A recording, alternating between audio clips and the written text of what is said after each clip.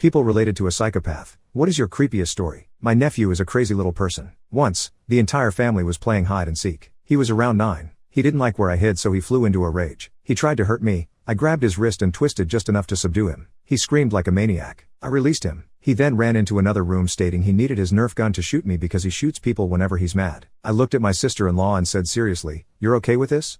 Her response was that his rage was my fault. I had no right to touch him and that I should have just let him hit me since he's only a boy. I told her, quite firmly, that if her crazy little kid ever even gave the appearance of causing hurt to one of my children, that I would put him down like a rabid dog. Fortunately, her husband, my wife's parents, and everyone else present told her that she was wrong. Her kid was nuts and that this was a serious red flag.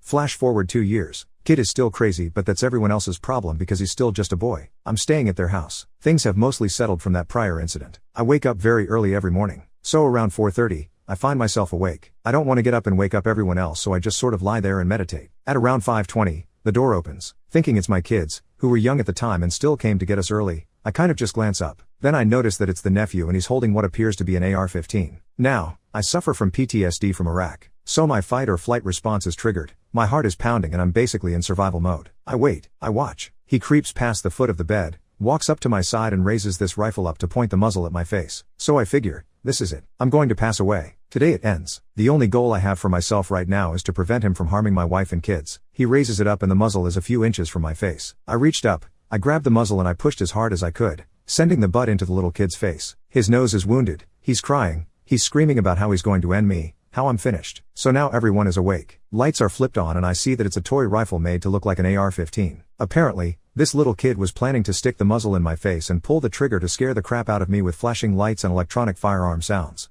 My sister-in-law was really mad. Her chosen narrative is that I'm a mentally unstable lunatic who is a danger to all children. She calls the cops. She insists, despite the protestations of my wife, that she's having me arrested and charged with child mistreatment. Police arrive. Interviews take basically the whole day. I'm a little worried that, getting arrested aside, I might not be able to leave and go home the next day as planned because these cops might not be done with their investigation.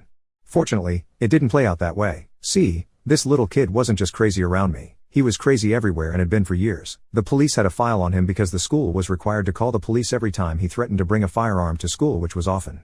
I laid out my version of events much like I did here. I didn't see him and have a flashback thinking he was an insurgent. I saw him, I knew what he is going through his head, and I wanted to try to prevent him from ending my family. They did let me go home on schedule. And a week later the detective called me to let me know there would be no charges. He also told me that his interview with my nephew was chilling and he hopes that my sister-in-law pulls her head out of the sand and gets the kid some help. I told him she won't ever. And when he's 30 years old and on trial she'll be crying and saying he's just a boy. Hopefully he doesn't hurt anyone, but I know the odds are stacked against that hope.